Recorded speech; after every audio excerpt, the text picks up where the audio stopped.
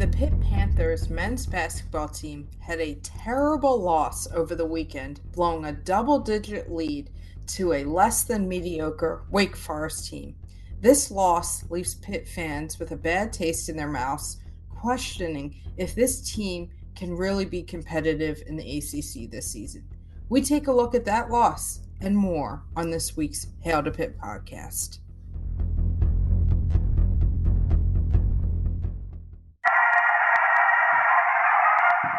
What was your message about finishing it in these final 30 minutes? Well, it happened in West Virginia where we knocked off number 2. It happened in South Carolina, and it's happening in Pittsburgh today. Our guys had a lot of guts tonight. We're just going to keep getting better. I mean, that's what it is. One hell of a game that you will never, ever forget. We shocked the world! Hail to Pitt. Hail to Pitt. This is the week of January 11th, and this is the Hail to Pitt podcast. I'm Alan. I'm Vince. And I'm Pam.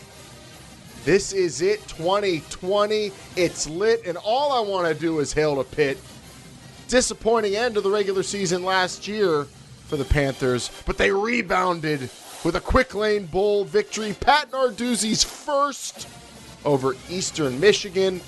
Very dramatic game. And now Hoops is going to take the spotlight too. It's 2020. It is a new day. And all I want to say is hail to Pitt, baby. Pam, Happy New Year. Happy New Year, Alan. Are you ready for a new year and a new day for the Pitt Panthers? All I see is bright sunshine on the horizon. I hope so. It didn't start off too good for some of the Pitt Panthers teams here in the new year, but hopefully the second half of January can be a little bit better.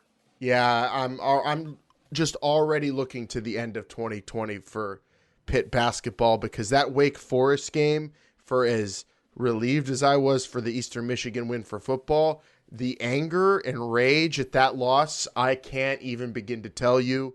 Why is no one passing the ball to Ryan Murphy? We're going to talk about it, and we're going to get into some football, a lot of housekeeping to do with the end of that season, Vince. It is a fun time of year now that we get to exhale from football and really get optimistic for basketball. Yeah, a lot of ups and downs there over the past couple weeks, and it did not look good over the weekend. But hopefully Coach Capel will be able to kind of right the ship here and put that bad loss behind them, get them going in the right direction. Yeah, because for as bad as that loss was, the fact that I felt like they dominated at times. I'm just happy that Pitt has Jeff Capel, and I'm happy for Pat Narduzzi, and I'm happy that you're all joining us this week, and hopefully all of 2020 to Hail to Pitt. Remember, you can follow us at H2P Show on Twitter. Hail to Pitt Podcast, that's the number 2, Hail to Pitt Podcast at gmail.com. And we appreciate any feedback you give us on the Apple Podcast reviews. If you hit us up on social media or on one of the forums on Reddit or Panther Lair, we're everywhere. And we're talking Pitt with you and wishing you a very happy New Year. And we would like to tell you that we're brought to you by Pretty Easy Podcasts. Go to prettyeasypodcasts.com right now if you want to start this year off with your own podcast. Maybe you think, New Year's resolution, I'm gonna get on a microphone and speak my mind all about the relevant issues of the day. And you're going to do a show every week, but you need someone to help you do the technical stuff. You go to prettyeasypodcast.com and they'll do just that at a low rate. prettyeasypodcast.com. All right, where are we starting, Pam? Football, basketball? You want to talk about the new semester and my classes? What do you want to do here? As much as I want to hear all about your classes, I think let's start with the Quick Lane Bowl. Let's get that housekeeping, as you say, out of the way. Let's put the Quick Lane Bowl to rest, finally. And then let's get into some Pitt football news after that. So, all right, let's go Quick Lane Bowl. The Quick Lane Bowl, I watched, full disclosure, on my telephone, sitting at a fancy dinner with my family who was all in town for the holidays. And I had it under. I watched the whole thing, though. I had it under the tablecloth. No one saw me, so I wasn't rude. But I was thrilled the entire time. What a back and forth game. Yeah, back and forth, maybe for the wrong reasons at a lot of times. The Panthers struggled, especially early on in this game when maybe they shouldn't have, but they did get things on the right track, and they eventually came out with the win at the end of the ball game, thanks to a Kenny Pickett led long game winning touchdown drive.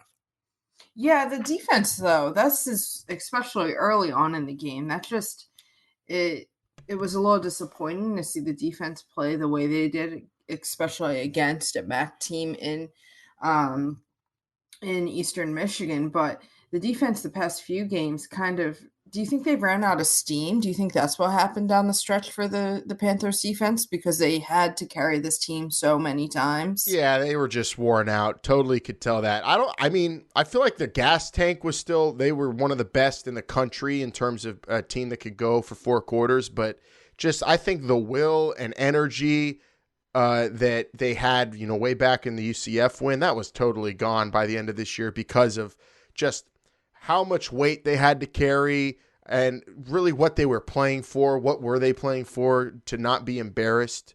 You definitely saw that reflected in the defense.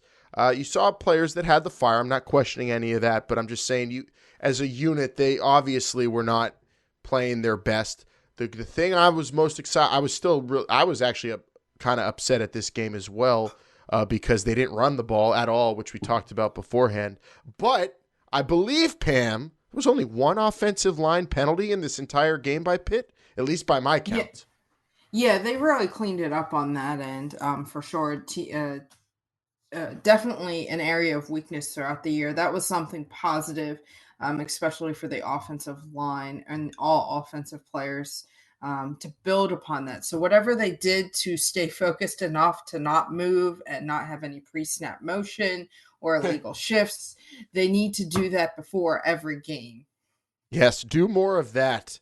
And they still didn't run the ball, though. Vincent Davis, 69 yards. That's all he was able to muster against Vince, one of the worst run defenses in the country. Yeah, 69 yards on 15 carries for Vincent Davis. This was finally a game where he was the feature back, although they still didn't run very much. I mean, there just wasn't just not a big commitment to the running game, and that's been uh, kind of the story all season. But he does seem like a pretty good running back. I would say. I'm not saying he's the end all be all, but I think he's shown that he could be a very good player and can make some things happen when given the chance. I hope next season that they give him the chance a little bit more. Pam, what do you think? You've been beating the drum for this guy all season. What did you think of? Yeah, and I think he's someone that needs more than 3 to 4 carries a game. I think he's a very quick, athletic guy, and pairing him with AJ Davis, or I think we even saw when they didn't have Todd Sibley, Alan, you said a guy that can fall forward, always getting those positive yards. I think Vincent Davis is that great change of pace, and he's explosive. And sometimes you need someone to hit that hole and go, and that's what he can do, or break a tackle on the outside by pure speed. So I'd like to see him be the guy with some of those other guys featured as well, but see him get more carries than he has this year and have a greater commitment to the run. Yeah, I think we saw enough out of Vincent Davis that we should have some, enthusiasm and be positive on the outlook of the rest of his career at the University of Pittsburgh. This year he wasn't, one of the greatest freshmen ever to go out there and run the ball, but he showed flashes and he just wasn't really relied upon as much as we thought he should have been. So that's a good thing if you're talking about a young player who is probably or can only earn more trust from the coaching staff, you would assume. So I'm excited for what his future holds. And honestly, I got to say, talking to, all the family who are in town, paying more attention to Pitt in the bowl game and talking to them and talking to people around town, myself, the fact that Kenny Pickett's coming back, I'm shocked that I feel like it's a mostly positive thing. People feel that Pitt's getting him another year because people liked what they saw out of him, I guess. I mean, He's a competitor. I just don't think he's a. Yeah, he didn't lose. He wasn't responsible for many of the losses, I would say. You're right, Pam. And well, I'll say this: he was also responsible for some of the wins. Yeah. I mean, he led several game-winning touchdown drives at the end of the game, including this one right here. He was 27 for 39, 361 yards, 3 touchdowns, no interceptions. Did he play great every single game of the season? No, I'm not going to say that. But I thought this was a pretty good game that he played. We'll be getting into a Twitter question later on, talking about who was the best player for the offense and defense. We'll be talking about this a little later on, but I think he's definitely got to be considered with how good he played, and I think he played very well in this ball game here. I do too. But there's the one issue I have. It's not with Kenny Pickett. It's with Mark Whipple. I feel like he likes him too much, or he just wants him to do everything. I don't know what the deal is, but will Mark Whipple be having Kenny Pickett throw more than any quarterback in the country next year, Pam? Because I hope not. Even as much as I like Kenny Pickett, I don't want that to happen. No, because we have the talent. And I don't think we have the talent at receiver to do that either, or talent at tight end. We're not an Mike Leach air raid offensive scheme. Our team is not designed for that. So run the ball a little bit more. But I do think it's more positive also because Pitt fans have had some ups and downs with some stopgap 1-year quarterback like what was his name? Like a Max Brown, right? And he got hurt. And the Ben DiNucci. So they like the consistency and the consistency with Mark Whipple as well and seeing what they can do. Mark Whipple's not going to win any awards in the city of Pittsburgh, I don't think. But I do think that consistency would be important. I think maybe that's why it's a little bit more positive. And like you said, Kenny, especially as the year went on, didn't make those big mistakes. And he did improve from the year before, which at times looked really bad. Tremendous improvement. So I think if he can make a similar improvement going into his final year, that's what people have to be optimistic about. The thing not to be optimistic about, though, you kind of alluded to it, though, Pam. He's coming back. He's going to be the best he's been. But in his last year, I would say, at least skill position-wise, he's probably going to be working with the least amount of proven talent he's ever had. I don't know, though, because because French will not be there next year, and he was like his go-to guy. But they need to use Shocky Jacques Louis. I think he's more talented than they've been able to use him. Towards the end of the year, you saw more Jared Wayne. I don't know if we've seen enough out of him. I definitely think yes, maybe his skill position guys are going to be a little bit less, but especially using some of these running backs a little bit more, another year under their belt, and maybe relying on some more tight ends. I don't know. I don't think it's going to be as big of a drop off. Yeah, I mean, Maurice French is a very good player, but he is not it's not like we're talking about Larry Fitzgerald here, So so I think the other players, the other receivers, Pam, you named a few of them. Those guys becoming more prominent roles next year, I think is going to be a good thing. A tight end, we're going to have several of them that are transferring in. Most likely those two guys are going to be the main players at the position. Tight ends that could catch the ball. I think that, can improve the offense tremendously. Yeah, it would, but we've been waiting for that for a while, Vince. I know what you're saying. It is unproven, but we weren't obviously getting it done with the guys that we had. So, you need some sort of shakeup. You can't just keep going middle of the road like this.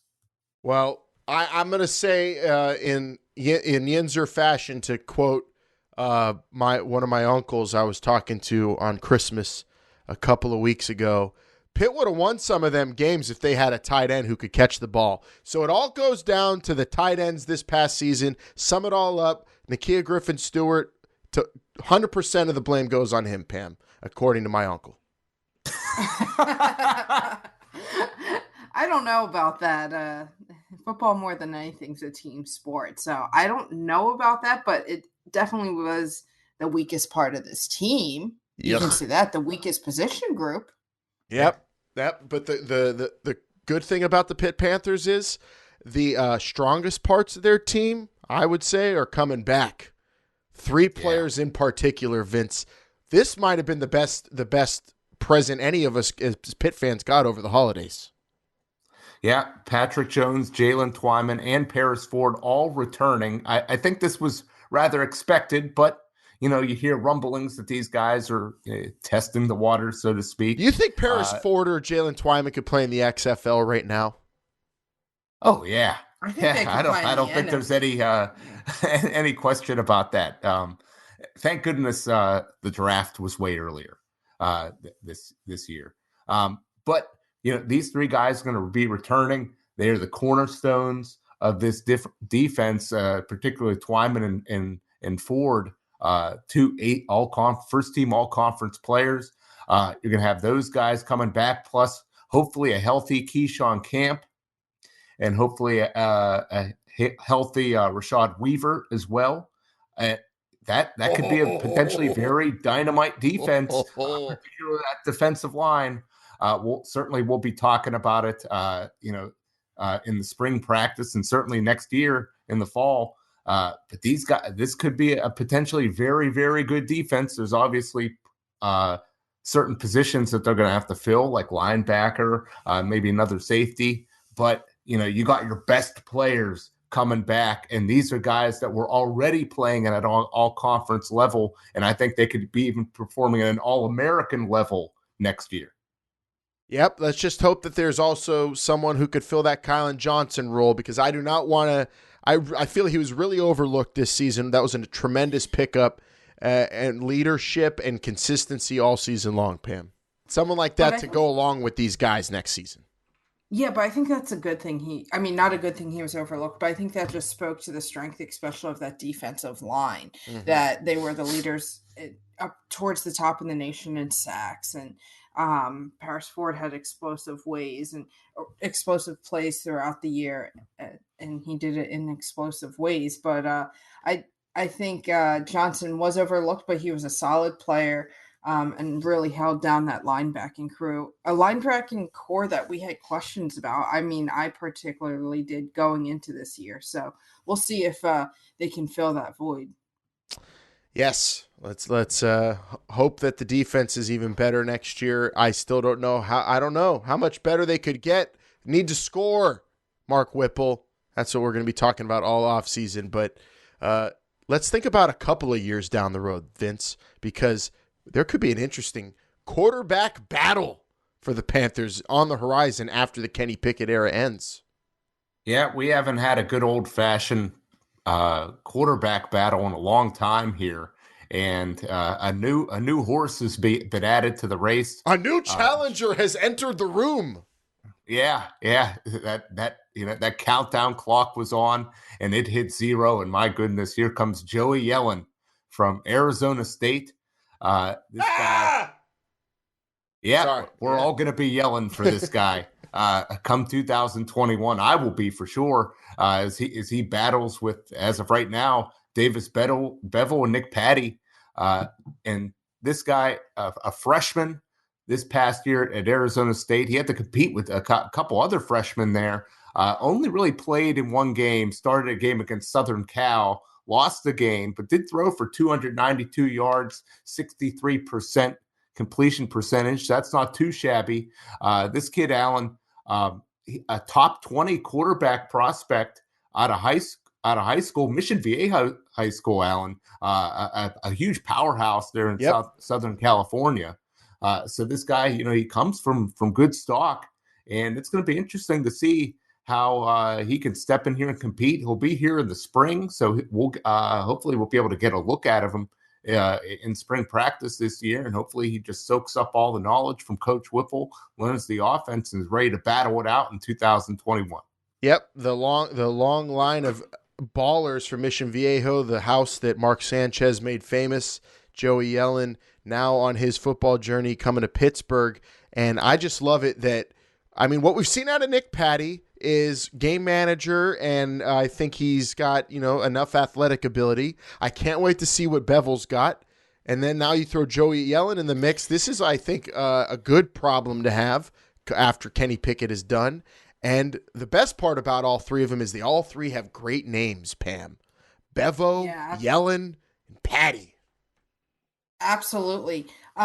This is not really related to Pitt, but just want to throw some news out there for WPIAL fans out there. It was announced today that local prospect Phil Jurkovic, who went to Notre Dame, is entering the transfer portal. So a name out there from Pine Richland, thank you, that committed to Notre Dame and was on the Notre Dame team. It was announced today that he is entering the transfer portal. So just a little WPIAL news for quarterbacks out there, too. I mean, it would be tremendous news if Pitt could add a guy like him. No, they're not going to. Four quarterbacks, yes. Yeah, no way. That's definitely. But I just want to share that news for any WPIAL fans out there who followed Jurkovic's recruitment and everything. Yeah, I appreciate you sharing that information. I'd say it's very unlikely he would end up here. Didn't really give Pitt a good sniff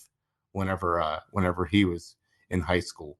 But yeah, and so I would assume that this means that Pitt is not going to be handing out a scholarship to a high school senior quarterback. Mm-hmm. Yeah, we talked about that. Yeah, did not sign one in the early signing period. I would say adding Yellen kind of all but confirms that they're not going to sign one in the traditional signing period, which I think is fine. Fine. As long as it wasn't, I was just hoping against, it being one of those grad transfers or something, like a guy who's been around that just is, one of the, like an Alex Hornibrook, mediocre quarterback. Joey Yellen's got promise and still, has a lot of growing to do. So that's a good thing. It's basically like scoring a recruit. Yeah, and Kenny Pickett's your guy next year. So there is going to be no graduate transfer. Coming to Pitt. Backup. You don't need that. Now a year down the road, depending on how they feel about these three individuals, I suppose that's possible. But Miles Brennan, maybe, or Bo Nix. That's way off in the future at this point. Yeah. Well, for now, Pitt's got enough quarterbacks. And a couple weeks ago, we were thinking the future might be bleak, but the future after Kenny Pickett might be pretty good. Other news, house cleaning, with the end of the year, people come and go. Wide receiver Cameron O'Neal will be transferring, Pam.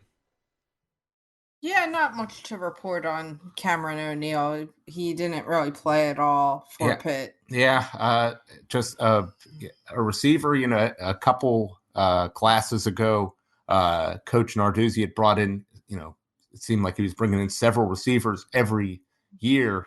And a couple of these guys just have not risen to the top. And Mr. O'Neal's going to be leaving the program. I expect there to be more. I hate to speculate on kids' futures, so we won't do that here. But that is a crowded wide receiver room, especially with 3, maybe even 4 wide receivers coming in this true freshman class that we're very hyped about. So that's going to be an interesting scholarship board watch that we'll be doing over the next couple months. And that's what we will be doing over the next couple of months, is watching transfer portals and scholarship amounts, or allotments and recruiting and all that, because the season's over and we're going into, Vince's favorite part of the college football season is all the speculation and the cultivating of talent. This is where the bagmen start doing their work. So here we go. Pitt, not that Pitt has any bagmen, of course not, but let's put football to rest now for just a little bit. Hopefully we'll have some news to talk about next week, but it's all about hoops now, Pam. Let hoops take the spotlight. What a big week. Pitt starting the year off with a devastating loss, but the good thing, Jeff Capel going to stick around for a while. Yeah, it was announced actually today on Wednesday when we recorded that Jeff Capel has signed a 2-year extension with Pitt, and it runs through the 2026-2027 season now. All right, so through 2027, Jeff Capel in charge of Pitt men's hoops. I think that's plenty of time to get men's basketball back to where it once was. And, with the talent they have now, no one's really expecting too much, but hopefully some overachieving. They showed flashes of it against Wake Forest, but let's hark back to that loss. There was flashes of it, but at the end they blew it, lost by 4, a game in which they were up by 16 at one point, Vince. Yeah, it seemed like, things were all going according to plan.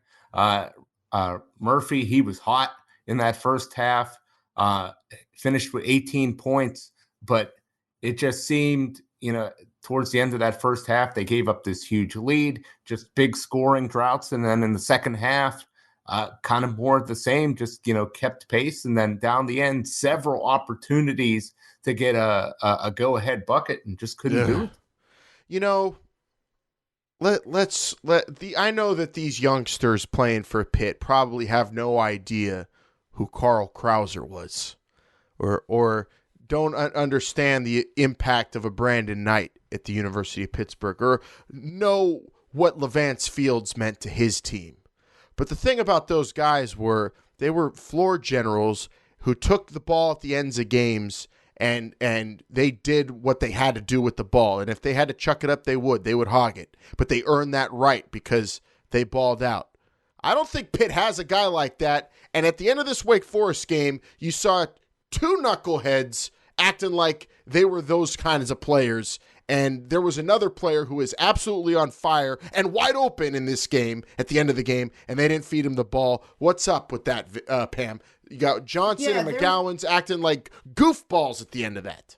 On back-to-back possessions towards the end of the game, I mean, we can talk about, if we want, as well as how they blew that lead. They just weren't scoring consistently, and it seemed at times they fell asleep on the defensive end there.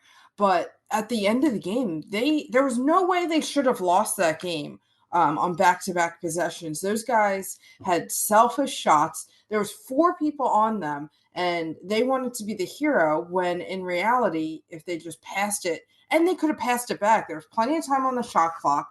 Just pass it around, cut to the basket, drive and kick. I mean, there are so many options there. And back-to-back possessions, they had a chance, and they could not get a decent shot up. If they got a decent shot up and missed it, that's fine. But these were horrific shots, and these were undisciplined offensive sequences at the end of the game. Yeah, these guys are good. Don't get me wrong, but they're not that good. They in this crunch time situations, they haven't been able to create the good shots that they need to. If they missed a good shot, we wouldn't be here yelling into a microphone. Yeah. The shots that they got off were not good, and when better stuff could have been had, and it's not like it was under an extreme time crunch. They had time to work some possession and get a good shot, get other people involved, but just so disappointing to see that. And I could see, if it was one possession, maybe you wouldn't be nearly as upset, but it was multiple, almost 3 in a row. Ugh. It was horrible, especially just seeing that Ryan Murphy standing there. He was hitting threes earlier in the game. He would have had some hard to watch. Hero ball is never good ball.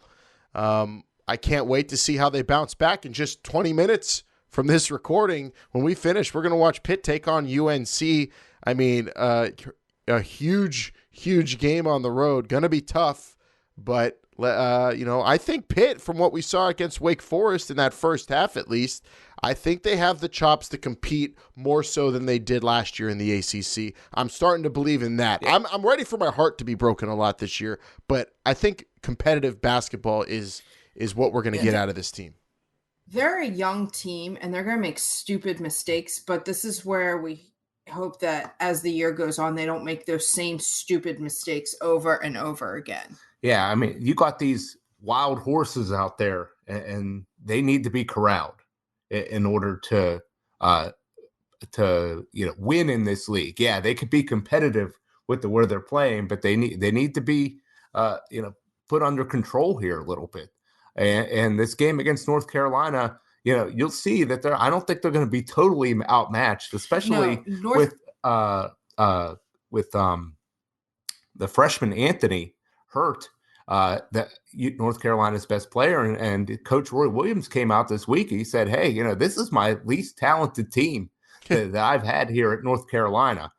So I don't know if that's him just trying to light a fire under his team. Well, but I didn't read the full context, but is that with or without Cole Anthony? Because Cole Anthony, by some projections, is going to be a top 5, top 3 pick. Yeah. So.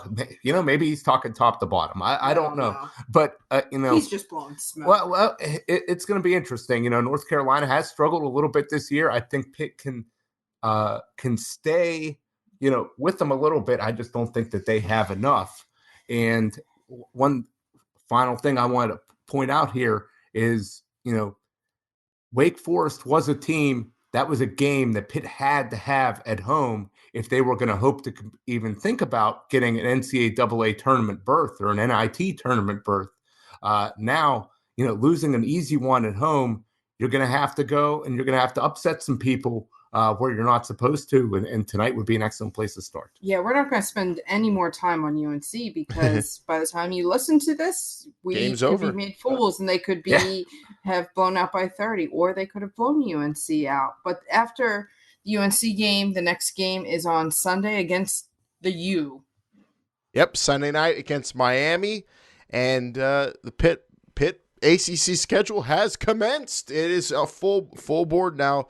And Jeff Capel now has, I guess, 2 years of added cushion runway, but also the pressure's on because the university has now shown the commitment to him, and he needs to go start getting results and developing this particular team. Yeah, and they play Miami, like you said, on Sunday, Pam, and then on Tuesday they're going to be playing against Louisville at home. Louisville, a very strong team. It would be really nice if they could win one of these next 3 games. I think that would show some excellent progress there, especially given the disastrous result last Saturday. Yep, so look forward to next week. We'll get to recap this UNC game, the Miami game, and a Louisville game for Pitt men's basketball. Also, quick news, Jalen Hood-Schifino, 4-star 2022 class, Pam, top 20 scorer possibly for the Pitt Panthers, 6'4", 185-pound guard from North Carolina. Yeah, he's actually from Penn Hills, but just goes to school down in Charlotte, down there. Mm-hmm. But he is the best recruit Pitt has gotten since Steven Adams, across the board. Yeah, in terms, it's not even close. In terms of rankings, we talked about. You could go back into the archives and listen. We talked about some of the recruits. Coach Capel was signed for the 2021 class or 2021 class, and it's looking like he's bringing in some more talented players each and every year. And this is certainly the highest ranked guy that he has so far. This guy's got offers from Clemson, Florida, Ole Miss, Virginia Tech. Still fairly young, so I'm imagine more and more offers are going to be coming in for this kid. But certainly a strong guard, ACC caliber player is something that this team needs. You cannot have enough of. And this is an excellent place to start. Yeah, and his uncle was a legendary player in the WPIAL and played at West Virginia. Yeah. And at one time, I believe he wanted to transfer from West Virginia to Pitt, just couldn't get it to work out. Do work, Jeff Capel. Score some recruits, but also rein in those wild horses. Let's see an end of a game where bonehead plays aren't made, please. Hey, Pitt women's hoops had a good showing against Notre Dame, Pam. Fought hard against I guess Muffet McGraw's team's not what it used to be, but still. No, this is not the Notre Dame team, and that's understandable considering they had all 5 starters drafted into the WNBA last year. But still, Notre Dame is very talented. Young players have one or two transfers as well. And Pitt was in this game the whole time. They continue to play good. They were outmatched. Notre Dame's talented. Moffitt's a legend for a reason. Gabby Green did well. Amber Brown, who we're going to talk about here in a minute, did good. And Rita Igbokwe also did well. The problem in this Notre Dame loss, and then also to Boston College, was this team could not score at the end. When they needed to get that bucket down the stretch, they could not. And it was incredibly frustrating to watch, especially in this Boston College game.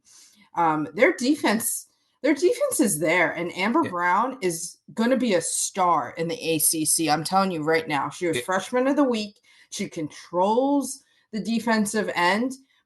But this team is struggling to score right now. Yeah. Brown and Igbokwe, I was very impressed with how they were playing on the inside. Igbokwe blocking some shots. Amber Brown just very tenacious on defensively and rebounding. They're obviously not very polished offensive players at this point in time, but they're showing that kind of fight and spirit that you got to have at this point. It would just be nice to get some scoring to go with Gabby Green out there, and it really shows that they just don't have that part of the game. And teams are focusing in on Gabby Green, especially towards the end of the game, and these other players need to step up, or they just need to be more consistent hitting shots. But the great thing is this team is in these games, and so if they can get maybe some more offensive creativity, or just make some of those shots in the second half of the fourth quarter, they're going to win some games here.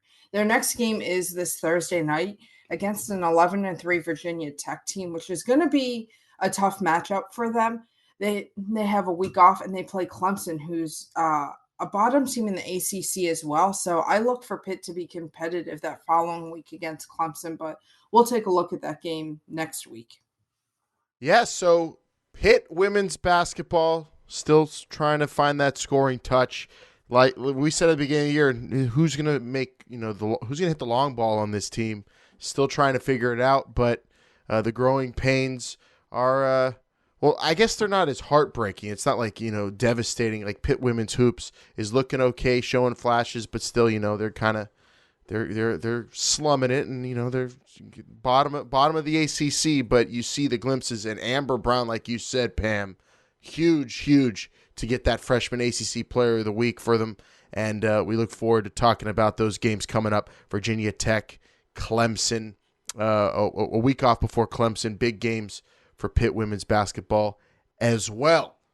All right, hoops out of the way. Now we can get into what some people are saying about Pitt sports out there. First, let's go to the interwebs. Online, everyone's talking about Pitt football's big win against Eastern Michigan and Narduzzi getting that monkey off his back, and also about basketball and their state as they go into the new year. What did we pick, though, from all the online chatter on the Pitternet? Let's find out right now. Can you explain what internet is? I hear there's rumors on the internets. And to all those faceless keyboard warriors on Twitter. But we're a good darn football team. I'm proud of these guys. Well, the first thing we found are Pittsburgh Panthers. That would be Reddit. It's a website that people talk about things on, and it's very fun. And they talk about Pitt Panther sports there. And, well, Alvarez09 was talking about basketball and said, I like Capel, but days like this, the Wake Forest loss, make me really hate Scott Barnes and this fan base for driving off Dixon. I think Capel will eventually get us to a good spot, but I said it then, and I still say it today. Pushing him out will go down as one of the worst decisions in Pitt athletics history. Vince, are we still feeling that Jamie Dixon loss? I'm not. Sometimes you got to get worse before you could get better. Jamie Dixon did not want to be here. And he was looking for ways out of town long before Scott Barnes showed up. And, this guy was a great coach at one point, but then became a very stale coach here. And I saw no way to make it back to the top with Jamie Dixon. So I'm not sweating this at all. Yeah, we're going through some rough times, and that's too bad. But I think at the end of when it's all said and done, we're going to come out of this smoke looking pretty good. He left the tank empty there too in terms of recruits. He did. He really did. Yeah, it's like, he was ready to move on, and I think it's going to work out better for both parties. I want to know what would have Jamie Dixon have done in that game at the end that Jeff Capel couldn't. It's not like he was told them to hold the ball and get a shot clock violation. But boring offense. Play boring half-court offense and throw it up with someone's hand in your face. What would he have done? Come on. Probably had some good recruits, maybe, but not by the end, like you said, Pam. Not as and when he did have great recruits, did he really even use them? I mean, you had Steven Adams here, who's a tremendous center in the NBA. What would you say, Pam? Probably one of the top 15 at his position. He's starting to decline a little bit here. He's starting to show some wear and tear, even at his young age. But at his peak, he was top 10 center at least. Yeah, and just ship passing in the night here. Just so disappointing. It's like if you have a car and you're just not changing the oil and irresponsible, rotating the tires. Yeah, just not good. This next one's on Twitter, and this comes from @H2P Hail Razors, badass Twitter handle, love it. Who said, "Who's your offense and defense MVP?" Let's start off with you, MVP. Who you got, Pam? Offense and defense. I'm going to go defense first. I'm doing Twineman. He disrupted everything up front for that team and forced quarterbacks to be in bad positions all year. I mean, you could pick a number of guys, I believe, on the defensive side of the ball, but I believe it started up front with Twineman there. Offense, I guess you could go Pickett. French at times as well, but I think the only option here is Kenny Pickett, right? I guess. Well, I don't sound very good about it. Well, I'll tell you this. I am picking him for the MVP, and I do feel good about it. And I'll tell you something right now. If it wasn't for all the drop passes that Pitt had this year, especially in crucial situations like on third down, and then all of the the pre-snap penalties and all that nonsense, people would be talking about how Kenny Pickett was, instead of him just being a little bit better than last year, they would have talking about how he was so much better than last year. They would have been talking about how the offense was so much better than last year. Pitt probably would have won at least 2 more games, I would wager, and people would be extremely hyped for next year. I think this guy played pretty good given the circumstances, and most valuable player. It's hard to say what we have behind him in Davis Bedeville and Nick Patty. But the fact that those guys hardly played this season, I think that kind of sums it up. Well, I blame Kenny Pickett would have it wrapped up, but I blame you, Gabe Hoy, and Nakia Griffin-Stewart for Kenny not having 100% of my confidence in the offensive player of the year. So I'm just going to give it to Nick Patty for stepping in the UCF game and delivering the goods when he was needed. He's my MVP just for that. I never thought about that, yeah. But that's an interesting. So I'll go Patty and Twyman. There we go. And we thank @H2P Hail Razors on Twitter. I love it. That's the Pitternet. Everyone's still talking. And we'll see what we get out of everyone online next week. But now it's time to get into the real world, step out of virtual reality, Vince, and see what all these people around Pittsburgh are saying about the Pitt Panthers. Yeah. A lot of people around town talking about basketball. And that's always one of my favorite things here in Pittsburgh. People talk about basketball. Oh, my God. Could you imagine if there was an NBA team here? No. Well, as someone who has come from and grew up in an NBA city, no, I could not imagine it. I know. I mean, but the good thing is all the hoops attention goes to the Pitt Panthers. So let's hear what they're saying. Another Saturday coming, and the Panthers are playing. Time to find out what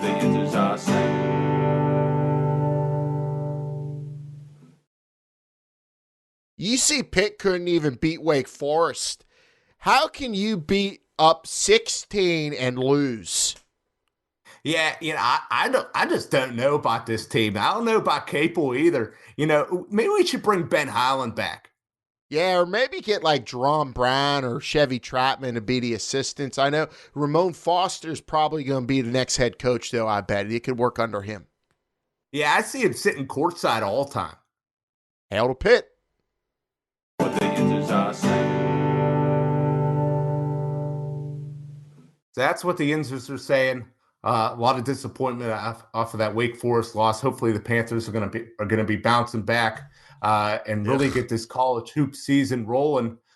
We do got to talk about one last college football game. Oh, real quick before we go to the big game, Vince. Also, I heard Yinzers also saying over the break that if Mark Whipple was on the Steelers staff, they would have been in the playoffs if he was the quarterback's coach for the Duck. Do you agree? I don't know if the Duck could run back and forth to the sideline as often as Whipple would make him do that. Maybe I would have bought that if they would have said if Kenny Pickett was quarterback for the Steelers instead of the Duck, they would have made the playoffs. Then I would have bought it. Same here. All right, let's talk about some really, really, really good college football teams. Yeah, we got one final game, Alan. The national championship. Oh, college football! Don't you dare be sour and clap for all these Tigers in the national championship game. Ed Orgeron, Coach O, the most exciting, fun, hilarious, hype head coach in all of college football, gets to be on the biggest stage going for that crystal ball against the world's so-called smartest head coach, Dabo Swinney. It's going to be a very, very fun affair. LSU and Clemson. It's a dream matchup if you ask me. I'm so excited for this game, more so than I think I've ever been since the college football playoff was introduced. Yeah, these are the two best teams this year. No question about that. I can't wait to see these two squads square off here. Right now at the Westgate Superbook, LSU is up to a 6-point favorite over Clemson. That game opened at around 3.5. So a lot of support for the LSU Tigers. Pam, Allen, I know that both of you are just got to be just grinning ear to ear, just so happy that Coach O is finally in this spotlight. There was an excellent piece on ESPN about how just about the legend of Coach O and how he's eaten 15 pounds of crawfish at one time, and he's live every day. He battled the Rock. I mean, just a tremendous, almost like a folk hero. Yeah, I like Coach O, but I also like this Clemson team as well. I mean, Coach O is great, but I do think this is going to be a pretty close game. The number's at 6. If it gets up to 6.5, 7, I mean, LSU's lit the world on fire. I think it's going to come down to see if some of these Clemson receivers stay healthy. They were really banged up in that Ohio State game. So if they can stay healthy on the field, I think this is going to be an offensive game. And I think Dabo's going to – their defense came out very slow against Ohio State to start the game. I don't think they're going to do that. I think they're going to be ready. And Brett Venables is going to have the team ready to go. It's going to be close. I think LSU wins, but I think it's going to be close. What was that? Close. Did you see what LSU did to Oklahoma? Oklahoma's trash. I would trash not on defense, especially. I would not call them trash. I would just call them not on the level of what LSU can do on offense. And I think Clemson is a very good team, but I don't think a very good team can mess with what LSU's doing on offense. Joe Burrow could throw for as many touchdowns as he wants against any team with how he's playing right now because he has the receivers he has and he has the will he has. I mean, the combination of the talent he gets to play with his, just backyard football mentality, quite frankly, but controlled chaos. It is magic. LSU's going to crush Clemson. I hear what you're saying, Alan, but Clemson, they're on defense. They are no slouch, and Brett Venables, he's a tough guy to outfox. And you got in terms of a coaching matchup there, you got to give it to Venables over that 30-year-old kid. So LSU is going to score points. I don't think there's any question about that. But I feel like Clemson's defense is going to offer much more opposition than what Oklahoma or was able to. Probably more in the realm of what LSU did against Auburn and Auburn or I believe Florida. They didn't score tremendous amounts of points. It's not like they were scoring 50 against those teams. So I think from that case, it's going to be a little bit closer to what you're expecting. Clemson's offense, especially, and Pam hit on it here, if these receivers, T. Higgins and Justin Ross, if those guys are healthy, I think Clemson can score with LSU. And I've been doing a lot of research on this. It seems like those guys are going to be healthy for this ball game here. And Trevor Lawrence is damn good. This guy is tough to stop. Right, assuming those receivers are healthy, I would definitely go with Clemson getting the 6 points, and I'm tempted to pick them to win this game outright.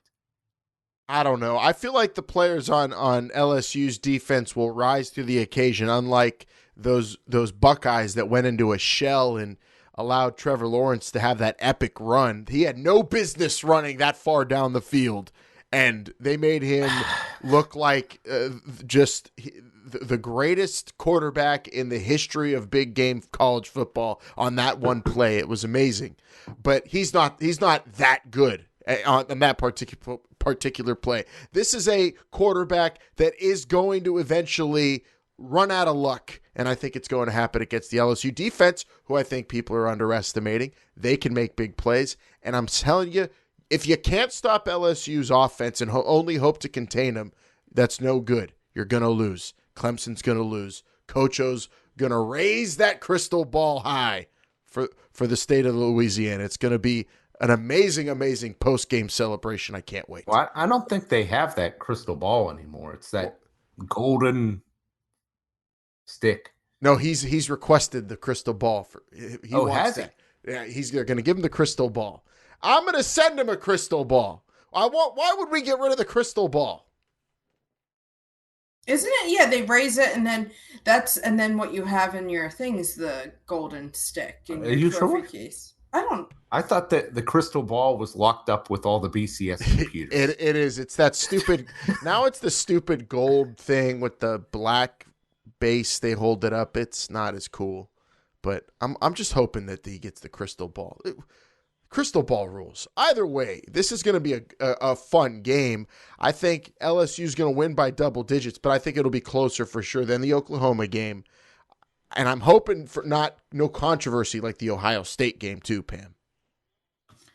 Yeah, it was a little controversial there, but people were pissed. They were mad. Yeah. Yeah, they were pissed. Yeah, I know. There'll probably be one or two calls people disagree with in this one. That just seems to be modern officiating. I'll say this. This is the championship game I've most looked forward to out of all of them. I don't think the halftime show will quite meet what we saw last year, but the game I will be much better. Who is the halftime show in this game? Do we even know? I don't know, but I know it's not going to be as good as what we saw last year. And remind everybody who last year was. That was a collaborative effort between Imagine Dragons and Lil Wayne. And this year, I'm looking it up right now. It's a musical talent lineup for the playoff. You got Trombone Shorty and Orleans Avenue, Meghan Trainor, and Bastille. Nas will also be there. Okay. This is going on this weekend. I'm trying to see who's going to... Oh, here you go. The tailgate will have Tim McGraw. The Star Spangled Banner will be Lauren Daigle. And You're also going to have, that's it. You don't have a halftime show announced here. I don't know. It'll be a surprise. Oh man, that's even better. Unannounced. Well, a lot of artists coming into New Orleans for. How can you pick against LSU on their home turf? I don't think it's as much home turf as what people are making out to be. Are you kidding me? It's the Superdome. It's Louisiana. It doesn't get any more home field. Baton Rouge is not far away. I suppose they're used to the humidity. I don't know, but it's going to be a tremendous game. Can't wait to watch it. And we'll maybe next week we'll debate what happened. We will definitely be debating, and we'll be crowning Tigers champions no matter what. Oh yeah, for sure. All right, and I think that does it for another episode, the first episode of 2020. Then all the Pitt Panther talk we could get in this week, a national championship previewed, and let's watch this UNC Pitt game now, Pam. Hail to Pitt. Hail to Pitt.